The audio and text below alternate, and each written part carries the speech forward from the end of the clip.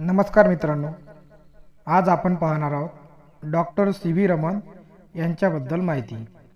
चंद्रशेखर वेंकट रमन यांचा जन्म तिरुचेरापल्ली, तामिळनाडू या गावात एका पंडित घराण्यात 7 नोव्हेंबर 1888 ला झाला। चंद्रशेखरन व पार्वती अम्मा या दाम्पत्याचे रमन हे दुसरे अपत्य। रमन यांचे घराणे विद्यासंपन्न होते। त्यांचे वडील विज्ञानाचे अध्यापक व संगीताचे उपासक होते, त्यामुळे त्यांच्यावर लहानपणीपासूनच विज्ञानाचे संस्कार झाले। विज्ञान, ध्वनिशास्त्र व गणित हे रमन यांचे आवडीचे विषय असायचे। लहान वयातच त्यांचा एक संशोधनात्मक लेख फिलॉसॉफिकल मॅगझिनमध्ये इसवी सन 1906 ला प्रसिद्ध झाला। रमन 4 वर्षाचे असताना त्यांचे वडील विशाखापट्टणम येथे श्रीमती ए.व्ही. नरसिंहराव महाविद्यालयात भौतिकशास्त्राचे व्याख्याते म्हणून रुजू झाले। रमन यांची बुद्धी लहानपणीपासूनच तल्लख होती। त्यांची अभ्यासातील गती चकित करणारी होती। विद्यार्थी दशेत त्यांनी अनेक बक्षिसे, शिष्यवृत्ती मिळवल्या होत्या। वयाच्या 11व्या वर्षी रमन मॅट्रिक परीक्षा पूर्ण झाली। ज्या वयात मुले 5वी 6वी शिकत असतात, अशा वयात रमन मॅट्रिक परीक्षा उत्तीर्ण झाले, हे आश्चर्यकारक होते। त्यांच्या बुद्धिमत्तेची ती एक झलक होती। इसवी सन 1903 साली त्यांनी मद्रास येथील प्रेसिडेन्सी कॉलेजमध्ये BA साठी प्रवेश घेतला।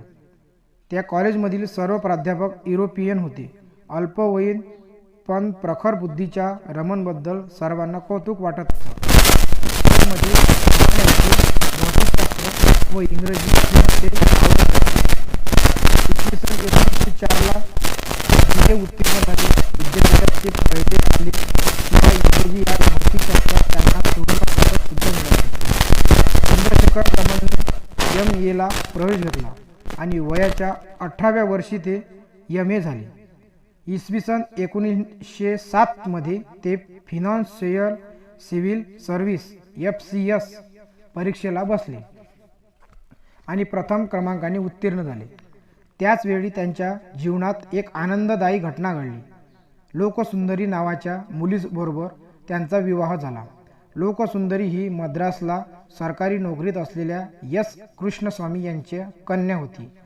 या विवाह आंतरपोटजातीय होता। लग्नानंतर रमन पत्नीसह कलकत्त्याला गेले। विज्ञानामध्ये संशोधन कशा प्रकारे केले, तिथे ते अर्थ खात्यात सहाय्यक महालेखापाल म्हणून रुजू झाले। मोठ्या पदावर अर्थ खात्यात काम करताना त्यांचे वय केवळ 18.5 वर्ष होते, परंतु त्यांच्यातील वैज्ञानिक त्यांना स्वस्थ बसू देत नव्हता।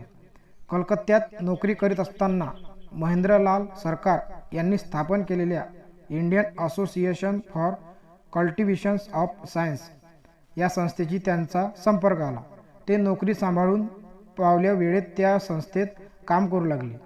विज्ञानाची आवड, कार्य करण्याचा उत्साह व शिकण्याची जिज्ञासू हे 3 गुण रमन यांना नैसर्गिक होते। रमन यांच्या तेथील कार्याची माहिती हळूहळू संपन्न झाली। चंद्रशेखर रमन यांची विज्ञानातील प्रगती बघून त्यांना कलकत्ता येथे युनिव्हर्सिटी कॉलेज ऑफ सायन्सने तारखानात पालित प्रोफेसरशिप देऊ लागली। 1917 साली मोठ्या पगाराची नोकरी सोडून रमन यांनी कॉलेज ऑफ सायन्समध्ये अध्यापन क्षेत्रातील कार्याला सुरुवात केली।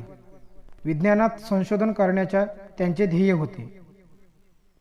रमन परिणामाचा शोध कसा लावला?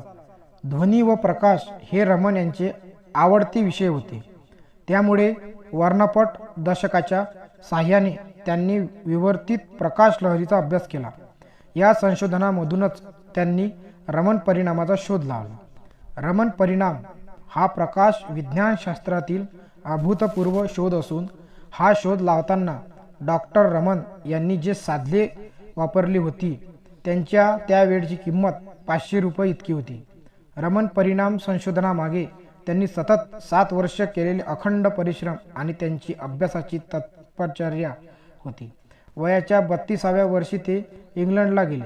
1921 मध्ये इंग्लंडमधील ऑक्सफर्ड येथे ब्रिटिश साम्राज्यातील विद्यापीठाचे प्रतिनिधी म्हणून ते गेले। तेथे काही प्रमुख शास्त्राशी भेट झाली। तेथील प्रख्यात शास्त्रज्ञ समोर त्यांनी आपले संशोधन कार्य मांडले. सर्वांनीच त्यांच्या संशोधन कार्याची वाहवा केली. त्यांच्या प्रकाश विविकरण कॅटरिंग ऑफ लाईट या संशोधनास 1930 चे नोबेल पारितोषिक बहाल करण्यात आले. हा शोध त्यांच्या नावाने रमन परिणाम रमन इफेक्ट म्हणून प्रसिद्ध आहे. रमन परिणामाचा अभ्यास करीताना त्यांना महागड्या रत्नाची गरज होती. त्याकरता त्यांनी भारतातील अनेक राजेवाडे दरवाजे झिजवले आणि या अखंड मेहनतीमधून जगप्रसिद्ध असा रमन परिणाम जन्मास आला. जगातील सर्व रत्नांमध्ये ते हिऱ्याच्या रचनेने प्रभावित झालेले होते. सर्व घनपदार्थाला सर्वज्ञ वैशिष्ट्यपूर्ण पदार्थ म्हणजे हिरा, असे डॉक्टर रमन यांचे मत होते. रमन इन्स्टिट्यूटमध्ये हिऱ्यावर बरेच संशोधन झाले. इसवी सन 1959 ते इसवी सन 1970 या कालखंडात गांधी स्मृती व्याख्यानात रमन यांनी प्रकाश, रंग, दृष्टी, हिरे, रत्ने, संगीत, वाद्य, भूकंप, हिरवे पान, हवामानशास्त्र, आवाज, वाचा आणि भाषा, माणसाच्या त्वचेचे रंग, खगोलशास्त्राची जादू अशा विविध विषयावर आपले स्वतंत्रपणे विचार मांडले आणि त्यांचे हे विचार आजही अभ्यासनीय आहेत. ध्वनी विज्ञान क्षेत्रातील संशोधन प्रकाश विज्ञान क्षेत्रात कायम मग्न असलेल्या रमन यांना संगीताचीही आवड, जाण, ज्ञान आणि होती. जानेवारी 1931 साली रमन यांचे नागपूरच्या सायन्स कॉलेजमध्ये एक व्याख्यान आयोजित करण्यात आले होते. व्याख्यान हिंदुस्थानी वाद्याचे नादम धुलका हा विचार होता. रमन यांनी आपल्या व्याख्यान दरम्यान प्रात्यक्षिक दाखवली.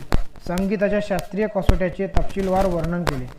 पडघम बेसरून आहे, तबला तुषार आहे हे श्रोतांना पटवून दिले. एका शास्त्रज्ञाच्या संगीत विषयाच्या व्याख्यानाने सभागृहातील श्रोते मंत्रमुग्ध झाले होते.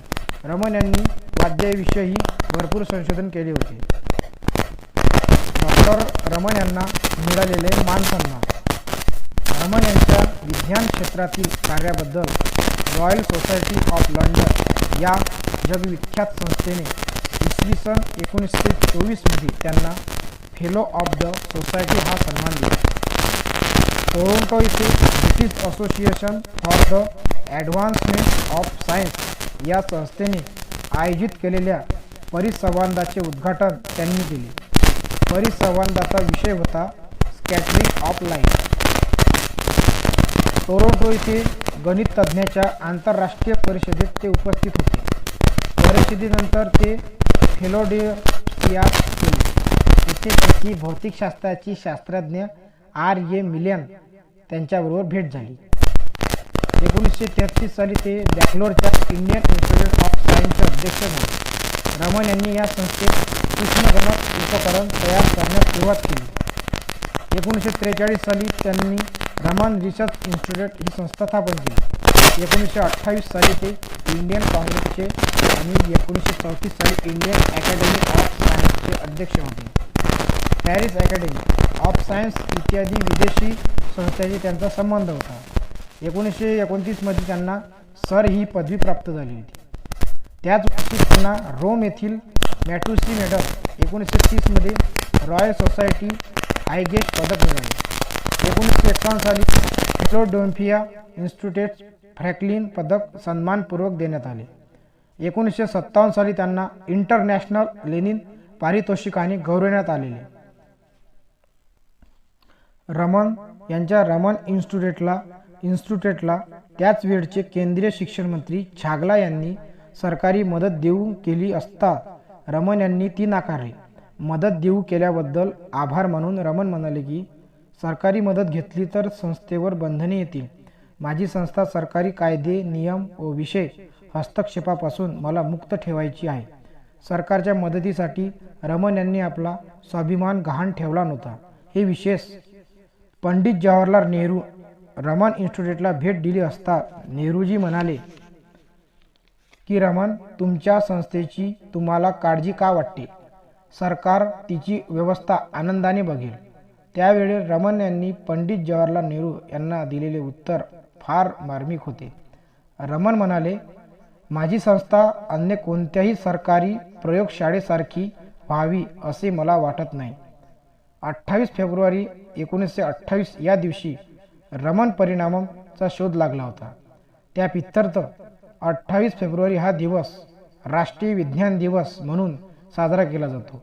अशा या महान विज्ञान महर्षीचे बंगलोर येथे शेवटी 21 नोव्हेंबरला 1970 रोजी निधन झाले. चॅनल आवडल्यास चॅनलला सबस्क्राईब करा, घंटी दाबा आणि लाईक करा. जय गुरु.